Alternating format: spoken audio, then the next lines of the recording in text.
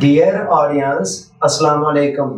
سورہ الانشراح کی آیات نمبر 5 اور 6 کے اندر بتایا گیا ہے فَإِنَّ مَعَ الْعُسْرِ يُسْرًا إِنَّ مَعَ الْعُسْرِ يُسْرًا، بے شک ہر تنگی کے ساتھ آسانی بھی ہے اور بے شک ہر تنگی کے ساتھ آسانی بھی ہے۔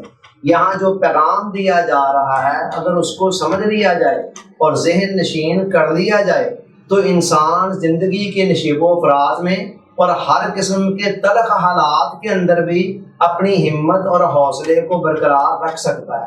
قرآن مجید کا عمومی اسلوب یہ ہے کہ وہ کسی ایک ہی بات کو ایک ہی جگہ پر 2 مرتبہ بہت کم دہراتا ہے۔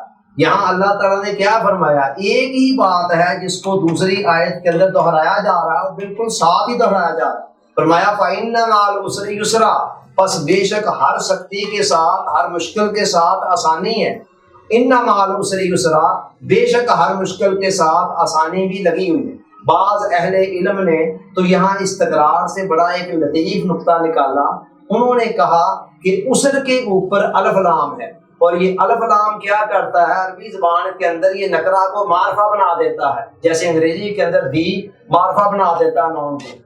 اور یسر کے اوپر الف لام نہیں ہے، اس کو نکرہ رہنے دیا گیا۔ اس کا مطلب یہ ہے کہ ان 2 آیتوں کے اندر جو عسر کا لفظ آ رہا ہے چونکہ اس پر الف لام ہے تو اس سے مراد ایک ہی عسر ہے، ایک ہی مشکل ہے، اور یسرن چونکہ نکرہ رکھا گیا ہے لہذا ان سے مراد 2 آسانیاں ہیں۔ یعنی وہ کہنا یہ چاہ رہے ہیں کہ اللہ تعالیٰ نے کائنات کا نظام اور سسٹم اس طرح ڈیزائن کیا ہے کہ یہاں اگر ایک مشکل ہے نا تو اس کے ساتھ 2 آسانیاں لگی ہوئی ہیں۔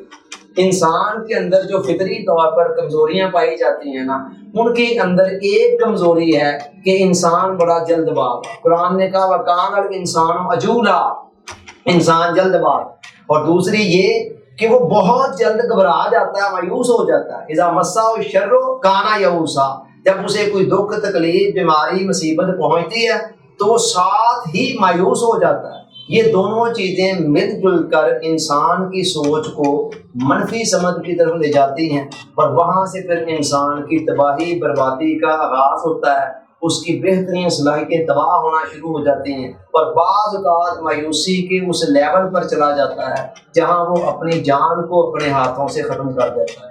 اگر ان آیات کے اندر جو میسج اللہ تعالیٰ نے دیا ہے، ہمارے ساتھ جو پرومس کیا ہے، اپنا جو اصول قانون اور ضابطہ بیان کیا ہے، اس کو اگر ذہن نشین کر لیا جائے تو پھر ہر قسم کے حالات کے اندر انسان اپنے حوصلے کو برقرار رکھ سکتا ہے۔ آپ غور کریں کہ جب بھی آپ کی زندگی کے اندر کچھ مسائل آتے ہیں نا، ان کے ساتھ ہی ساتھ پیراللی کئی آسانیوں والے پہلو بھی عین اس وقت موجود ہوتے ہیں۔ مثلا خدا نہ خواستہ آپ بیمار ہو گئے تو بیماری کی حالت کے اندر آپ کو پوچھنے والے، آپ کی عیادت کرنے والے، آپ کی خدمت کرنے والے دائیں بائیں چند لوگ ضرور ہوں گے۔ اب اگر آپ اپنی بیماری کو دیکھتے جائیں کہ مجھے بخار کیوں چڑھ گیا ہے، میں بیمار کیوں ہو گیا ہوں، تو پھر تو پریشانی ہے، مایوسی ہے۔ اور اگر آپ دیکھیں کتنے لوگ مجھے پوچھنے والے ہیں، میری خدمت کرنے والے ہیں، میرے کام آنے والے ہیں، تو یہاں سے ایک امید کا پہلو نکل آئے گا۔ ایک بزرگ بخار تھا ان کو، تو کوئی آیا عیادت کرنے کے لیے، انہوں نے کہا حضرت سنائیں کیا حال ہے۔ اب بزرگوں کا ایک اپنا اسلوب ہوتا ہے، انہوں نے اگر کوئی مسئلہ بھی بیان کرنا ہوتا ہے تو اس رنگ میں کہ کہیں وہاں سے شکوے کا پہلو نہ نکل رہا ہو، اور شکوہ تو ڈائریکٹ خدا کی طرف جائے گا۔ انہوں نے کہا الحمدللہ میرے ہاتھ بالکل صحیح سلامت کام کر رہے ہیں، الحمدللہ میرے پاؤں بالکل صحیح کام کر رہے ہیں، الحمدللہ میری آنکھیں، میری زبان، میرے کان، میرے دیگر اعضاء صحیح کام کر رہے ہیں، بس یہ ذرا سا بخار ہو گیا۔ آپ دیکھیں کہ ان کی نظر کتنی پازیٹیو مائنڈ تھی۔ آج ہماری مائنڈ سائنس پازیٹیو تھنکنگ کے اوپر بہت زور دے رہی ہے۔ اسلام نے تو جگہ جگہ پر ہمیں جو احکام دیے ہیں وہ پازیٹیو تھنکنگ کی طرف جانے۔ شکر کیا ہے، یہ سارے کا سارا پازیٹیو تھنکنگ ہی ہے۔ اللہ حاصل قیاس، اسلام جگہ جگہ پر مثبت سوچ کی تلقین کرتا ہے، اور یہ جو 2 آیات ہیں یہ بھی اسی طرف اشارہ کر رہی ہیں کہ انسان کو کسی حال میں مایوس نہیں ہونا چاہیے اور اپنی سوچ کو مائنس کی طرف لے کر نہیں جانا چاہیے۔ اللہ حاصل قیاس، اگر انسان اس پیغام کو اپنے ذہن نشین کر لے تو پھر وہ زندگی کے ہر قسم کے حالات کے اندر اپنے حوصلے کو، اپنی ہمت کو برقرار رکھ سکتا ہے، اور زندگی کے اندر جو نشیب و فراز آتے جاتے رہتے ہیں اور جنہوں نے آنا جانا ہے، یہ فطرت کا ایک نظام ہے، زندگی کی ناہمواریوں کو خوش اسلوبی کے ساتھ فیس کر سکتا ہے۔ اللہ تعالیٰ یاد رکھنے اور عمل کی توفیق عطا فرمائے، آمین۔ آپ کا بہت بہت شکریہ۔ السلام علیکم۔